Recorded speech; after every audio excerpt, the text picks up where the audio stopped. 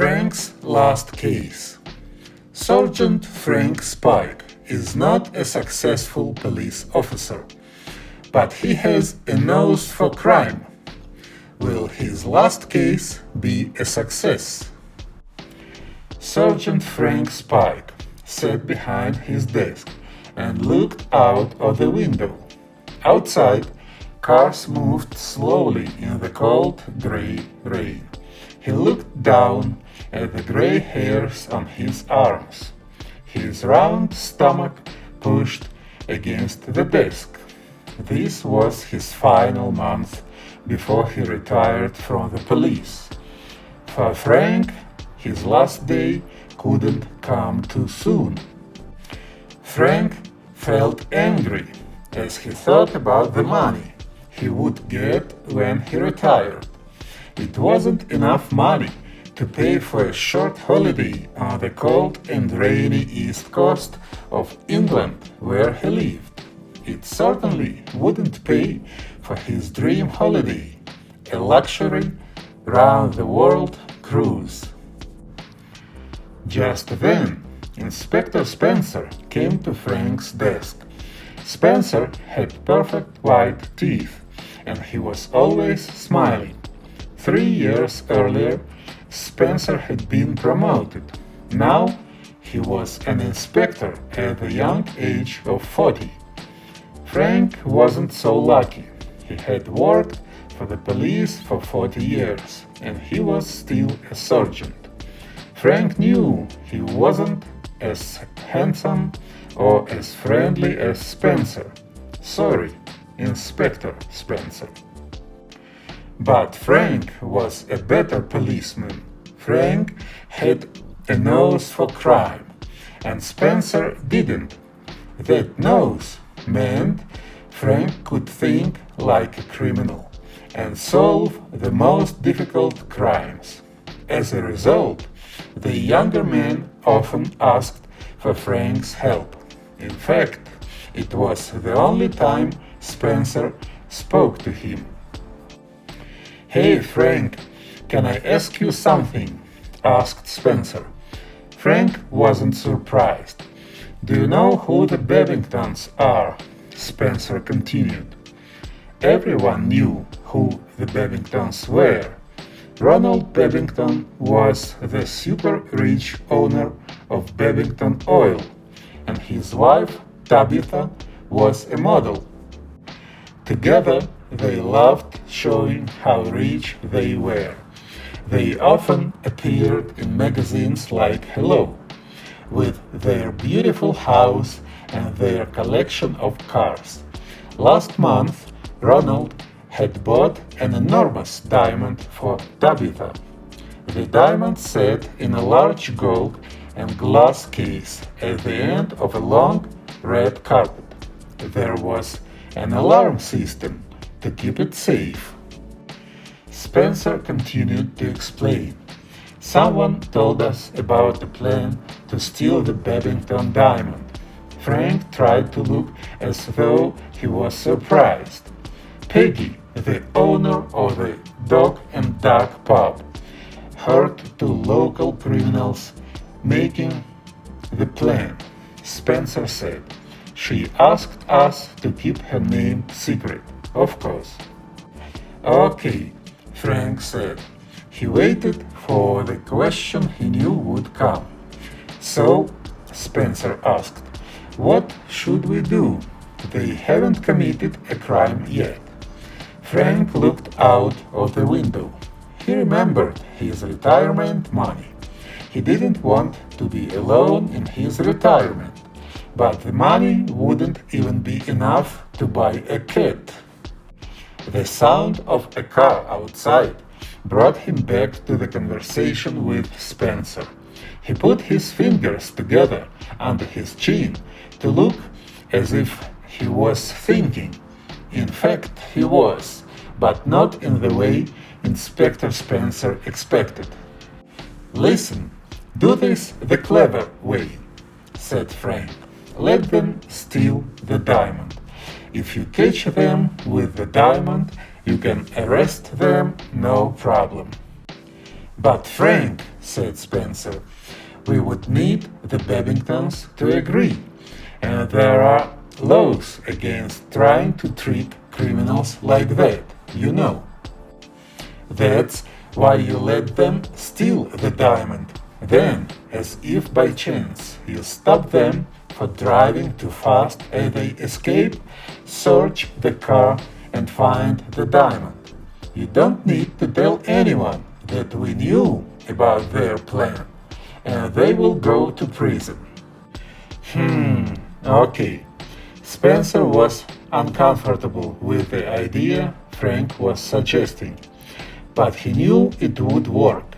Frank continued, "Of course, the officer who arrests them needs to be reliable."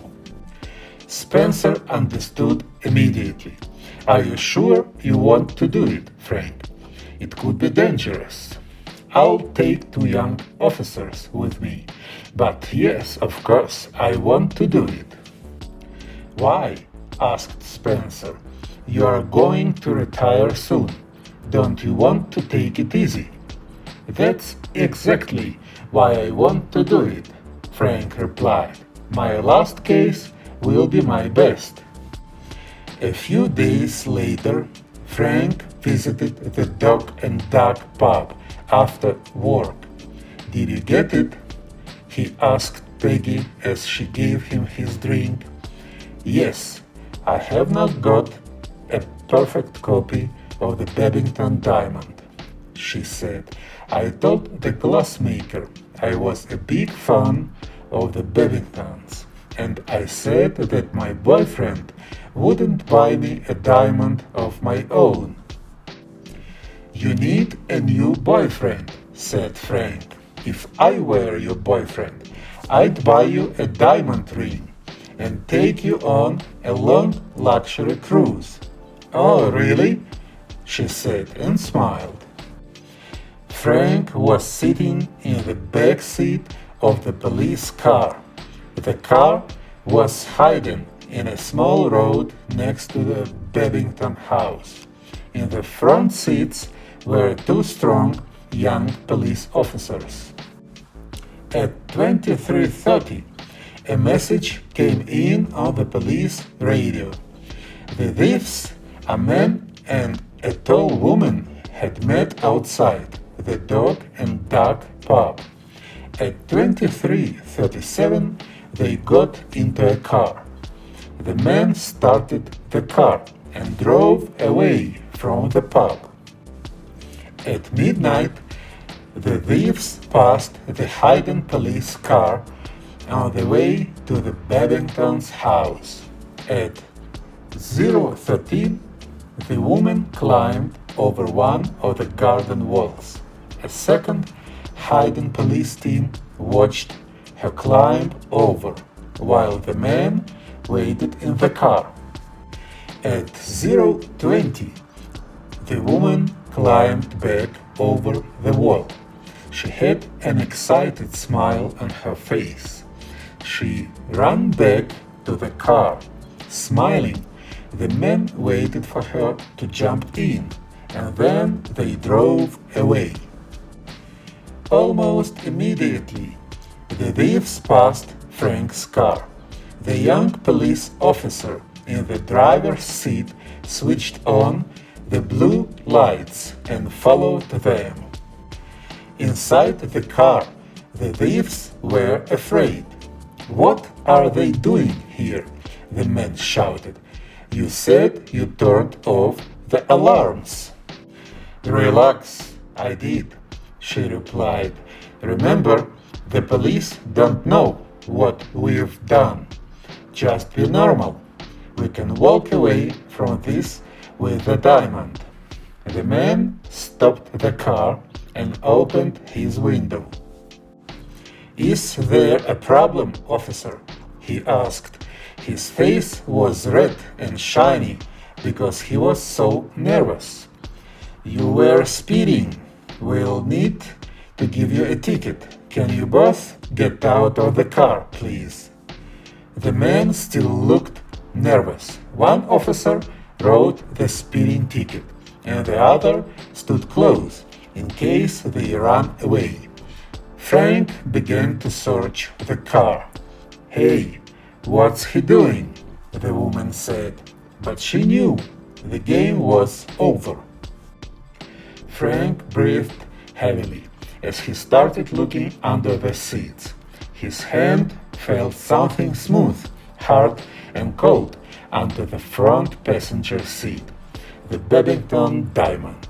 He took the diamond and put it in his jacket pocket. At the same time, with his other hand, he took something very similar out of his trouser pocket. He held it up. "Okay, you two," he said. "You are under arrest for stealing this diamond." While the young police officers arrested the criminals, Frank held the evidence up for everyone to see. In the light from the moon, it shone every color. "Wow," said one of the young police officers. "I've never seen a real diamond up close." "Imagine if someone gave you that as a present," said the other. "Just imagine," Frank agreed.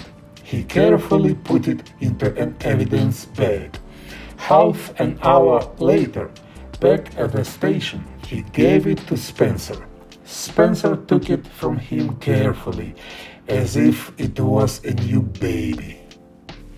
5 weeks later, Frank was sitting in his new armchair and drinking a glass of the best champagne.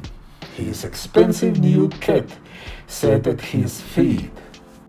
He picked up the local newspaper. The two thieves had got 6 years in prison. The photo in the newspaper was of the Babingtons. They were standing next to the diamond inside its new, extra strong glass case. Frank looked closer at the photo of the diamond. Only an expert would notice anything strange about the Babington diamond, and only if they saw the diamond up close.